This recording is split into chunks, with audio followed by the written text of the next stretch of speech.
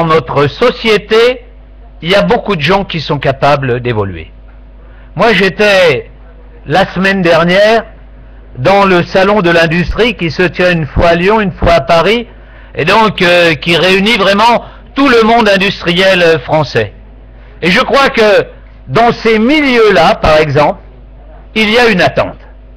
Monde de PME souvent, et qui se disent « Ah, si le Parti socialiste était capable de prendre en compte aussi ce que l'on fait, parce que nous, on ne peut pas nous confondre avec le CAC 40, on n'est pas dans cette économie mondialisée, financière, et on souhaite pouvoir, avec les socialistes, construire la France. Donc, répondre à ces interrogations. Faire en sorte que le Parti socialiste soit le parti qui veut promouvoir dans notre pays l'innovation et la recherche. Essayer de faire qu'on lie recherche et production. Faire en sorte que l'on ait du transfert de technologie vers les entreprises. Faire en sorte que l'on change notre système de formation. Chers camarades, sur notre analyse sur l'enseignement, le problème n'est pas simplement celui des moyens. Il est qu'aujourd'hui, dès le plus jeune âge, nos gamins ne sont pas formés pour la société dans laquelle ils vont aller.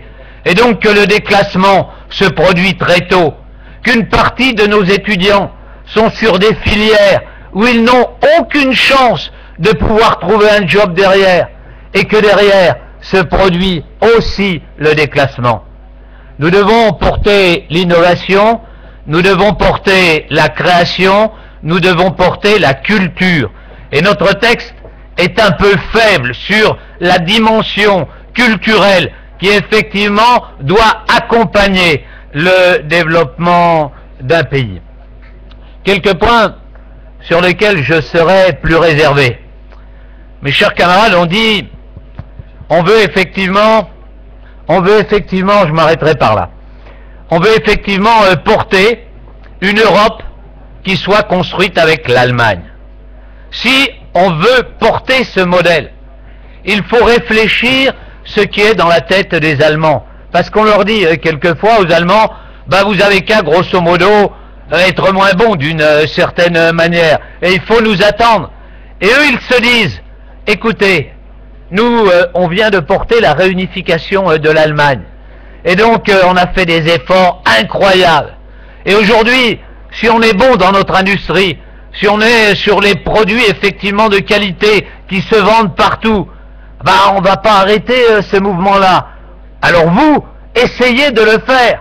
Et donc, c'est fondamental. C'est pour cela, par exemple, qu'un certain nombre de formules qui ont été reprises sur les écluses sociales, tarifaires au niveau européen, si vous allez discuter avec les Allemands, ils vous diront, mais écoutez, nous, notre commerce extérieur, il est excédentaire par rapport à celui de la Chine, par rapport à celui des pays émergents. Donc, il peut y avoir un modèle de compétitivité qui soit de haut salaire, de protection sociale, et qui soit en même temps compétitif à l'échelle du monde.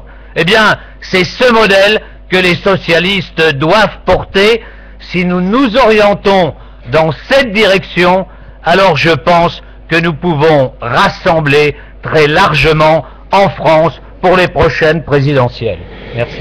Merci Gérard. J'appelle donc Alain Rousset avant Benoît Hamon, et je demande vraiment maintenant à chacun de respecter strictement le temps de parole imparti. Chers amis, chers camarades, quelques mots d'abord pour retrouver un vrai plaisir, celui d'entendre continuellement depuis le début de cette matinée et les analyses et les remerciements. Remerciements à travers Guillaume Bachelet à tous ceux et toutes celles qui ont travaillé pour rassembler un projet pas simple. Remerciements aussi pour noter, Henri Emmanuelli le disait tout à l'heure, que ce texte a ceci de fort, qu'il sait répondre simplement aux problèmes des milieux populaires de notre pays, ceux à qui nous avons peut-être pendant de longues années oublié de parler, oublié de comprendre leurs problèmes. On ne peut pas casser le thermomètre face aux résultats des élections cantonales, face aux sondages, Il faut donc que les problèmes essentiels que rencontrent les Français, le logement, l'emploi, mais aussi la recherche, la politique industrielle, l'accès à la santé, l'aménagement du territoire, tout cela, nous y répondions. Et cela suppose, et c'est la petite musique de décentralisation que je voudrais faire, cela suppose que nous réfléchissions à la gouvernance de tout ça. Les principaux problèmes que rencontrent les Français, les deux préoccupations, le logement et l'emploi, n'ont dans notre pays aucun pilote. Parce qu'il y en a tellement. Prenez l'emploi. Il y a, dans une région comme la mienne, 173 organismes qui concourent au retour à l'emploi. Il y a en Bourgogne, il y a, François, chez toi, autant, chez Martine aussi. Cela ne peut pas durer. Si l'on veut réussir une politique publique, si l'on veut tenir les engagements qui sont les nôtres, il faut que l'on trouve la dimension, l'autorité, le financement, l'organisation de l'autorité publique.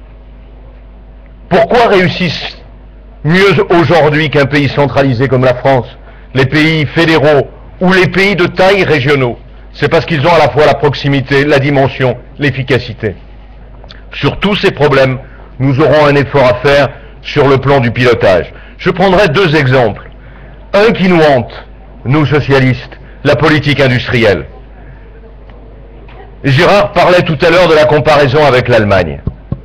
On a fait deux découvertes récemment dans le travail que nous menons au sein des régions de France.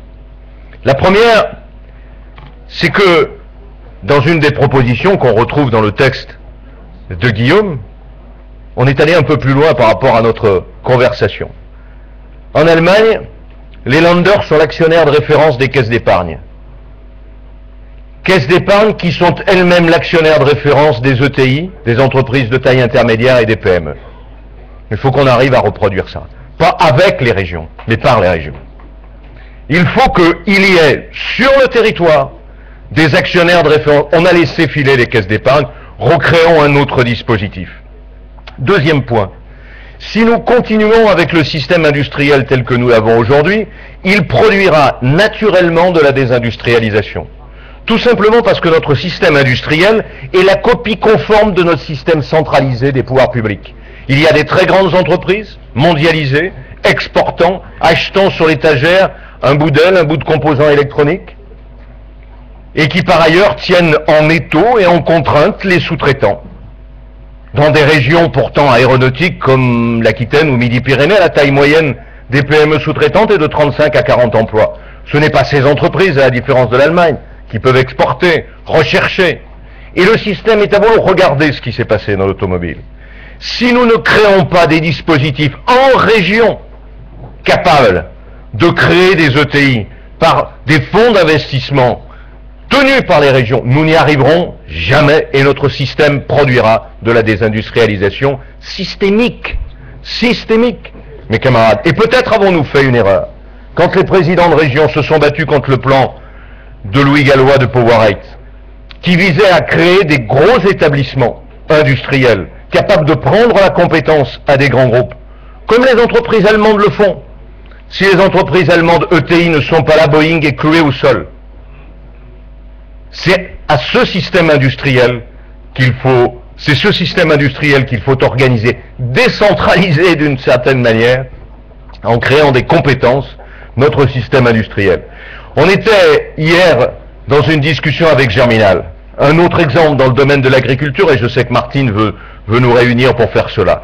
La capacité énorme de la commande publique des communes, des départements et des régions de France pour créer des systèmes de proximité et des circuits courts et pour booster l'agriculture biologique. Nous avons ce potentiel. La jeunesse, enfin, à travers la formation, à travers l'apprentissage. Quand on entend le président de la République scander qu'il veut doubler le nombre d'apprentis, tout ça est bien entendu grotesque. Ça dépend de l'entreprise. Ne considérons pas, mes camarades, que c'est parce qu'on aura aidé à accueillir des jeunes dans les entreprises qu'on aura fait une chose énorme. Il vaut mieux des emplois d'avenir tels qu'ils ont été proposés, parce que si une entreprise recrute un jeune, elle évacue un vieux. L'entreprise recrute quand elle a besoin de recruter, pas quand on l'aide simplement. Il est préférable de renforcer le dispositif de formation, de renforcer le dispositif de transfert de technologie, de renforcer nos universités. Et j'ai une crainte, je te l'ai écrit Martine, c'est qu'aujourd'hui les investissements d'avenir camouflent une baisse du budget récurrent du ministère de la Recherche. Il y aura